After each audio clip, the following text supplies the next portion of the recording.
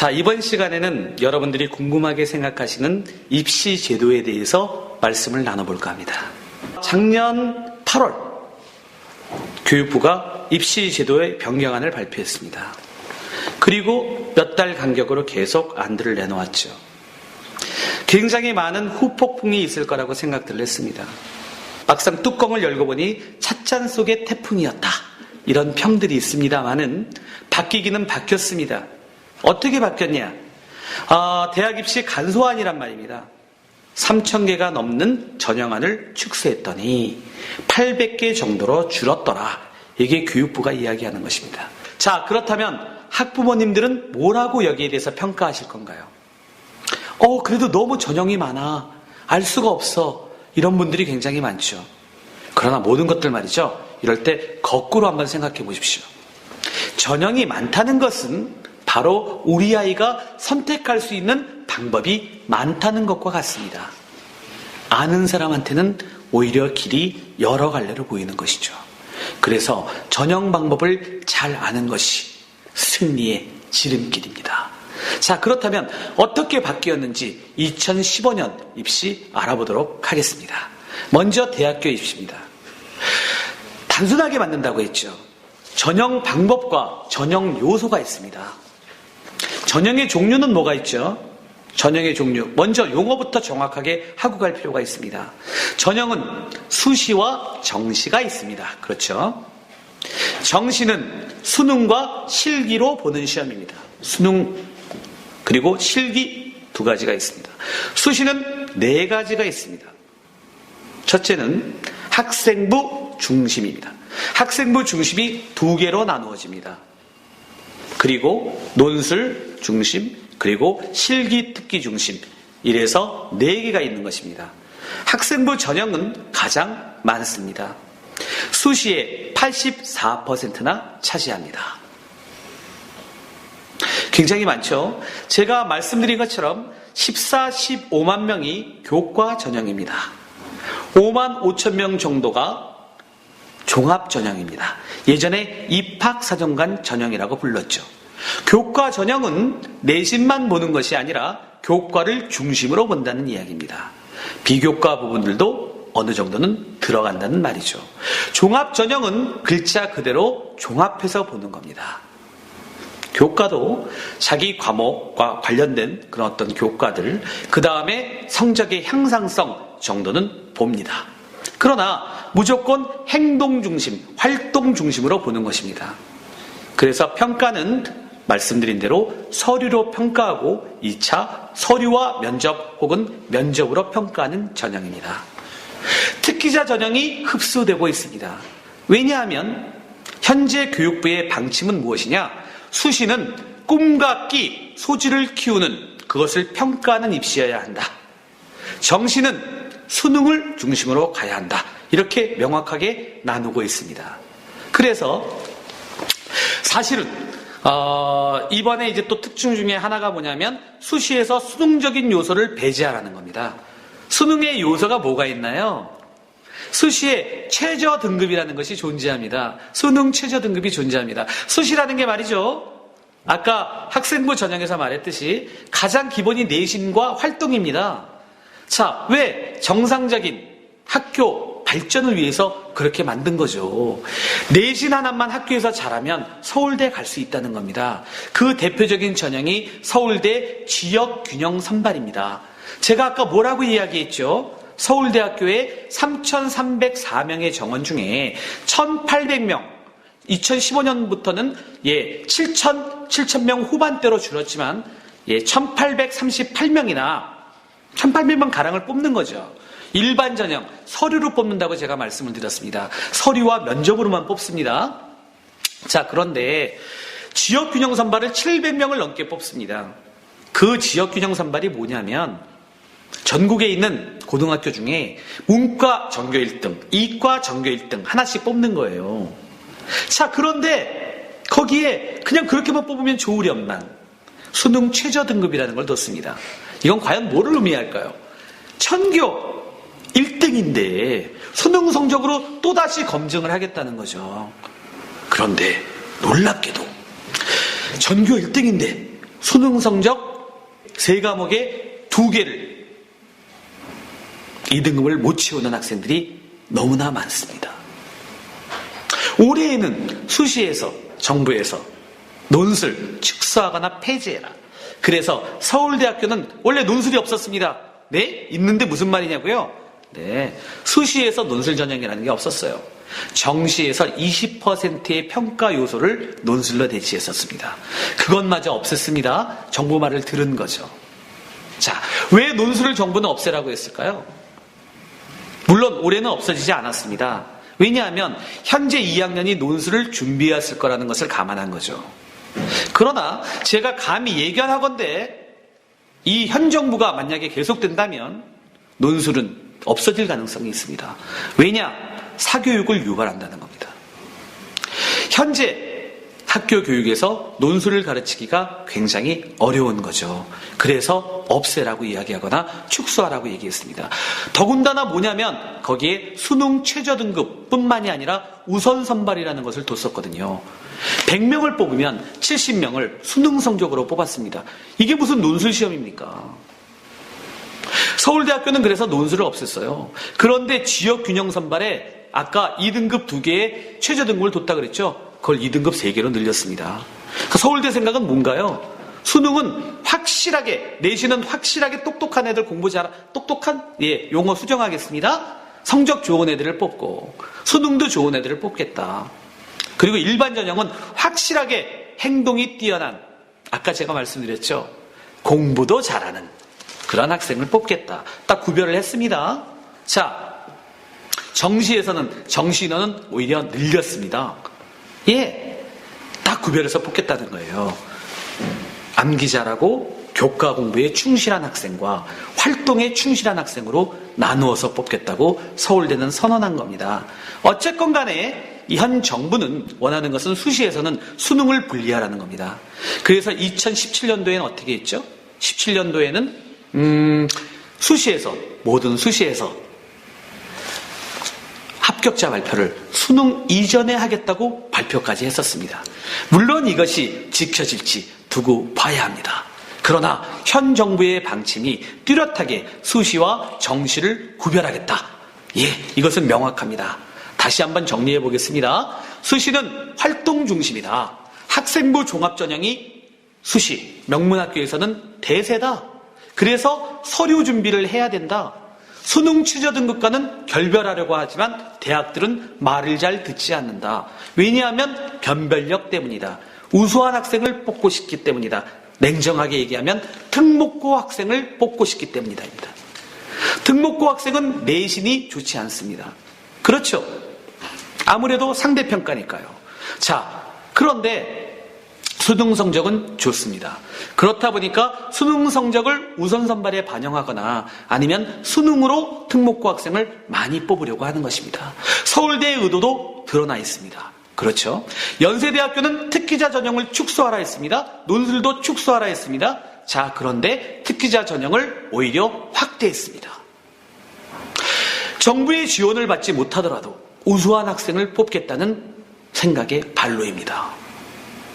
학교들은 항상 꼼수를 둡니다. 고려대학교는 어떻게 했는지 아세요? 자, 정부가 발표했습니다. 전형을 단순화하기 위해서, 간소화하기 위해서 1%라도 전형의 요소가 더 많으면, 자, 그 부분에 전형 이름을 써라 이랬습니다. 제가 그걸 빼먹었군요. 다시 한번 말씀드릴게요. 수시와 정시로 나눠지고요. 전형 방법 아까 제가 말씀드렸죠. 학생부 전형 이렇게 나눴습니다. 그렇기 때문에, 자, 만약에 두 가지 전형 요소를 제가 말씀을 안 드렸는데요. 전형 요소 뭐가 있습니까? 첫째, 수능이 있죠. 그 다음에 비교과 활동이 있습니다. 그 다음에 논술이 있습니다. 적성이 있습니다. 면접이 있습니다. 실기특기가 있습니다. 이런 걸 전형의 요소라고 부릅니다. 각 전형마다 이것을 합쳐가지고 애들을 뽑는 거예요. 논술 전형 같은 경우 여태까지 어떻게 뽑았습니까? 엄마들 잘 알고 계시죠? 논술 전형. 자, 논술 60%. 내신 40%. 꼭 내신을 넣으라 그랬습니다. 정부가. 지금 정부가 아닙니다. 내신을 꼭 집어넣어라. 학교 교육을 정상화하기 위해서. 그런데 실제로 어떻게 했습니까? 내신 의미가 없습니다. 자, 1000점 만점입니다. 보세요. 논술이 60%라고 했으니까 논술은 600점 만점입니다. 내신은 400점 만점이겠죠. 1등급 400점, 2등급 399.5점, 3등급 399점, 4등급 398.5점. 이게 무슨 변별력이 있습니까? 그냥 요소만 집어넣어놓고 생색만 낸 거고 교육부는 그것을 알면서도 모른 채 했던 거죠. 그러면 대학은 왜 이렇게 하면서도 그리고 수능에 최저등급과 우선선발을 둔 거예요? 실제로는 수능이죠. 자, 그런데 그러면 정시에서 뽑지. 왜 대학은 수시에서 뽑았을까요? 수시에 합격하면 잘 알아두십시오. 지금 초등학교, 중학교 어머님은 잘 모르시죠? 수시에 합격하면 정시에 지원할 수가 없습니다. 무조건 수시에 가야 됩니다. 그렇기 때문에 명문대들은 수시에서 빨리 우수한 학생을 선발하고 싶어 하는 거예요. 보세요. 끔찍한 일들이 벌어집니다. 여러분들, 대학 입시 굉장히 어렵죠?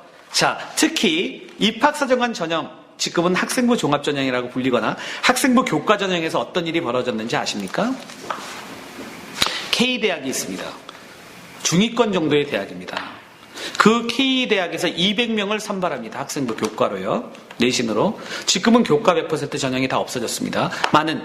선발합니다. 자, 그러면 200명을 이제 합격자하고 예비 발표자를 냈겠죠. 몇 명이 등록을 했을까요? 30명 정도만 등록했다면 믿으시겠습니까? 2차 합격자, 3차 합격자, 4차 합격자까지 나옵니다. 그것이 추가 합격의 비밀입니다. 이러한 부분들이 존재한다는 걸 아셔야 돼요. 도미노 현상이 벌어집니다. 자, 서울대학교를 쳤습니다. 수시입니다. 자, 연세대학교, 고려대학교를 쳤습니다. 성균관대학교, 한양대학교를 쳤습니다. 자, 보십시오. 6군데 다 합격했습니다. 6번. 자, 그런데 이 친구는 어디에 등록하겠습니까? 네, 서울대 등록합니다. 그러면 다른 학교에 합격했던 부분들이 중복 합격이 가능하기 때문에 좌르륵 비게 됩니다. 이러한 일들이 정보라고 이야기할 수 있습니다. 자, 그러면 서울대학교는 미등록자가 발생하지 않을까요? 발생합니다. 서열이라는 게 어떻게 되어 있냐면 전국에 있는 의치한 다음이 서울대거든요. 다른 데에 있는 의대에 합격했기 때문에 서울대에 등록하지 않습니다. 이러한 부분들이 수시에서 벌어집니다. 그렇기 때문에 대학은 한 명이라도 더 수시에서 합격시키려고 하는 것입니다. 이러한 수시 교육의 특징을 여러분들이 잘 알고 계셔야 합니다. 그리고 수시는 학교별로 특징이 굉장히 다릅니다. 그 특징을 잘 알고 우리 아이한테 맞는 전형 방법과 학교를 택해야 됩니다. 이상한 일들이 벌어집니다. 자, 명문학교는 합격했는데 중하위권 대학은 떨어지는 현상이 벌어집니다. 거짓말이라고요? 제가 말씀드렸지 않습니까? 정시 만점 합격자가 수시에서 우수수 떨어졌다고요. 네, 자기한테 맞는, 우리 애한테 맞는 전형을 선택해야 하는 것이 우리가 대학 입시, 고등학교 입시를 알아야 되는 바로 그 이유입니다. 자, 그렇다면 수시 입시에 대해서 이야기해 볼게요.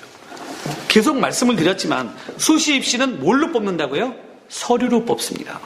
그 서류 안에는 뭐가 들어가야 된다고요? 서류가 뭐가 있습니까? 학생부가 있습니다. 그렇죠? 그 다음에 자기소개서가 있습니다. 교사 추천서가 있습니다. 그 다음에 실적표가 있습니다. 실적 목록표를 받는 데도 있고 포트폴리오를 받는 데도 있습니다. 자, 그것들을 종합해서 아이를 판단하는 거예요. 종합적으로. 특기자 전형 같은 경우는 지금은 외부 공인어학 성적이나 외부의 수학, 과학, 올림피아드 성적을 보지 않는다고 발표했습니다. 하지만 대학은 그 부분들을 다 입학사정관 전형에 포함시켰습니다. 자, 그 내용을 쓸 수는 없습니다만은 기본적으로 자기의 활동을 자기소개서에 표현할 수 있습니다. 자, 그런데 가장 중요한 서류는 무엇일까요?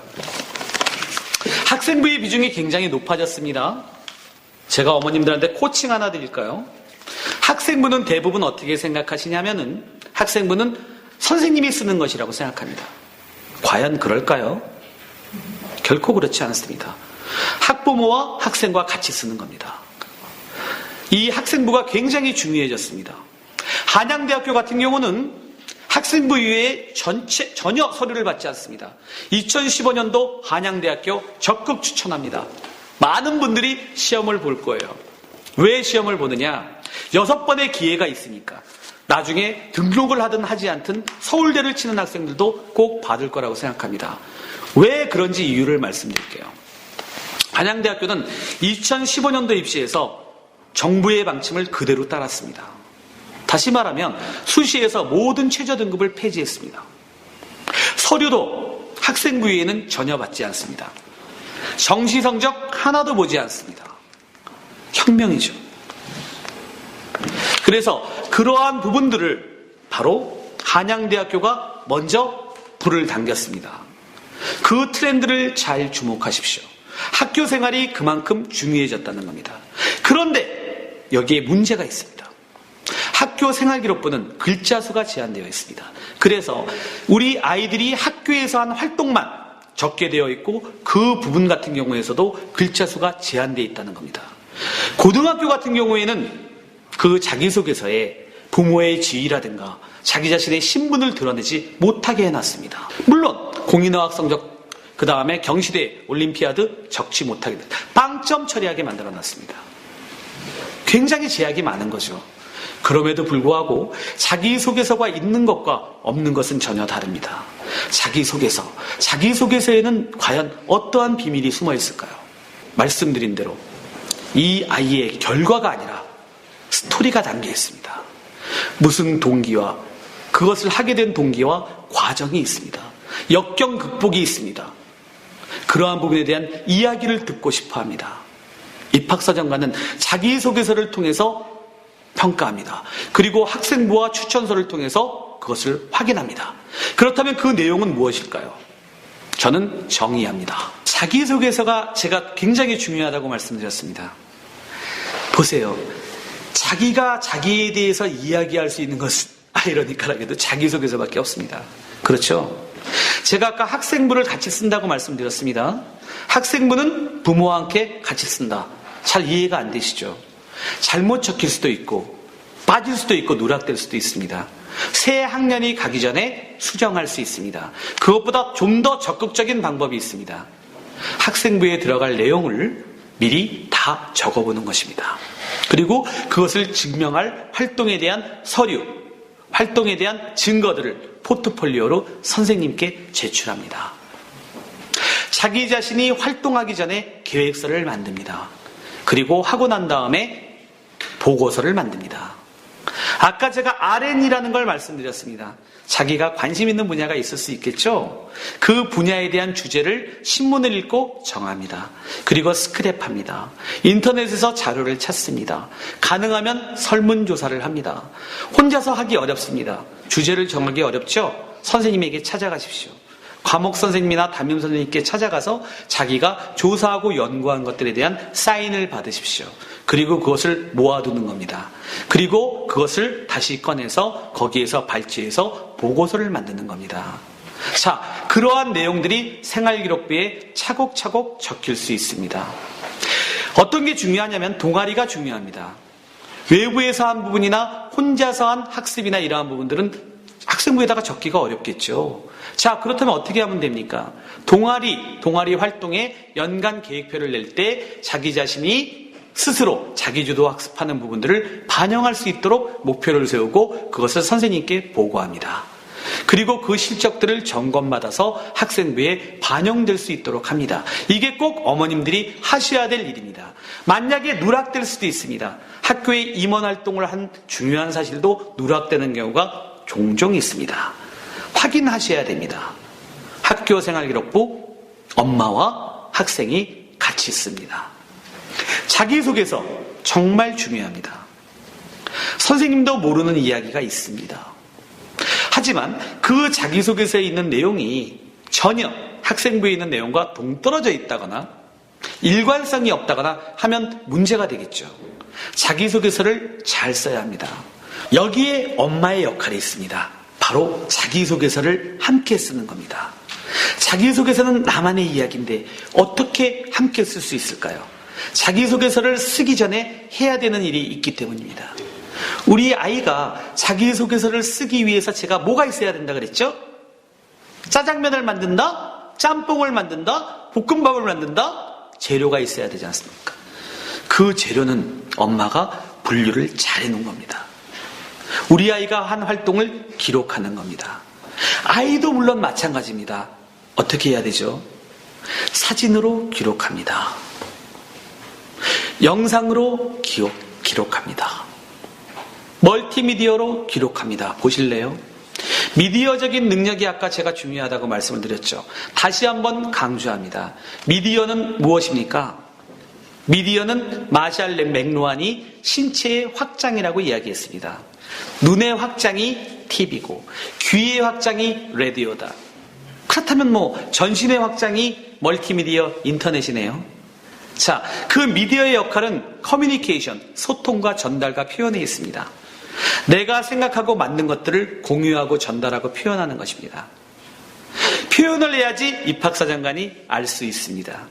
내가 누구인지 효과적으로 알려주십시오. 아까 제가 신문 퀴즈 이야기를 드렸죠. 제가 아는 학생들 중에 어떤 학생들은 그 신문을 읽고 거기에 나오는 키워드들을 퀴즈로 만들어서 팟캐스트 방송으로 만들기 시작했습니다. 보십시오. 자기소개서가 아까 제가 과정과 스토리를 쓰라고 이야기 드렸죠. 저는 팟캐스트를 편집하는 것을 배우고 팟캐스트를 만들어서 방송을 했습니다. 이렇게 쓰면 안 되는 거죠. 왜 팟캐스트를 하게 되었을까요? 우리 그 세계로 한번 들어가 볼까요? 자, 지금부터 들어가 보겠습니다. 한 학생이 호스피스 병원에 갔습니다. 죽음을 앞두고 있는 환자입니다. 그분들에게 내가 해줄 수 있는 것이 무엇이 있을까 고민을 하다가 책을 읽어드립니다. 너무 좋아하시는 거예요. 그런데 걱정이 되기 시작합니다. 제가 없을 때 책을 듣고 싶으시면 어떻게 하지? 이런 고민을 하게 됩니다. 그래서 방법을 생각해냅니다. 그 책을 읽어드린 것을 녹음하는 거죠. 그래서 책을 녹음합니다. 그런데 공부도 해야 되잖아요. 그래서 이 아이가 어떠한 책을 녹음할까 고민하다가 교과서에 있는 작품을 녹음합니다. 그 녹음은 소나기, 광장 같은 작품들입니다. 그래서 그것들을 녹음해서 들려드립니다. 그런데 그것을 녹음하다 보니까 그 소설의 내용이 너무나 잘 들어오는 거예요. 성적도 올라가는 거예요. 그래서 우리 반의 애 중에 다문화 가정의 아이가 있는 것이 생각이 납니다. 그래서 그 아이에게도 나눠줍니다. 그런데 시간을 너무나 많이 뺏기기 때문에 동아리 아이들에게 제안합니다. 자, 우리 함께 이런 것들을 만들어보자. 그러다 보니까 이 부분들을 더 많은 사람들과 나눌 수 없을까 고민하게 됩니다. 그래서 팟캐스팅이라는 걸 만들게 됩니다. 스스로 친구들끼리 모여서 편집 프로그램을 배웁니다. 그리고 그 주제를 사회교과서, 국사교과서로 늘립니다. 학원을 가거나 움직이는 시간 동안에 그것들을 mp3로 만들어서 스마트폰에 집어넣어서 듣습니다. 네, 이러한 과정에 대한 이야기를 자기소개서에 쓰는 겁니다. 그거 하나만 보더라도 이 아이가 얼마나 창의적인 아이고 인성이 올바르고 응용할 수 있는 아이인지 알게 되는 겁니다. 창의성이라는 것은 세상에 없는 것을 만들어내는 것이 아니라 있는 것을 조합하는 능력이거든요. 자, 그러한 것들, 그러한 능력을 키워주고 그것을 자기소개서에 담습니다. 자, 자기소개서는 여기에 정답이 있습니다. 제가 알려드릴게요. 자, 자기소개서에 들어가야 될 내용입니다. 고교 3년 동안 나의 꿈을 이루기 위해서 스스로 꾸준하게 지적 호기심을 갖고 노력해온 활동가, 타인을 위한 희생, 사랑을 구체적인 에피소드를 통해서 적은 나만의 열정 스토리. 어려우시죠? 받아 적으세요. 다시 한번 리와인드 하세요. 자, 이 부분을 풀어드리겠습니다. 고교 3년 동안, 고교 1년 동안 아닙니다. 계속 꾸준한 기간 동안 꿈을 세우고 그것을 꾸준히 노력해온 거예요. 뭐가 있어야죠? 나의 꿈이 진로라고 말씀드렸습니다. 진로를 세워야 됩니다. 이루기 위해서 어떻게 스스로 자기 주도학습입니다. 어떻게 꾸준하게, 그리고 어떻게 서울대학교가 제일 좋아하는 거죠. 지적 호기심을 갖고 노력해온 활동, 그리고 타인을 위한 희생과 사랑, 이게 인성이 생활기록부에 자기소개서에 추가되었습니다. 생활기록부에는 리더십이 추가되었습니다. 자, 그런 리더십까지 포함한 것을 어떻게 해요? 구체적인 에피소드를 통해 가지고 적은 나만의 스토리다. 누구 걸 베낀 게 아니라. 예, 그걸 듣고 싶은 겁니다. 내가 하고 싶은 이야기를 하는 게 아니라 듣고 싶은 이야기를 들려줘야 됩니다. 그게 바로 자기소개서의 비밀입니다. 이걸 아시게 되면 반 이상을 알게 된 겁니다.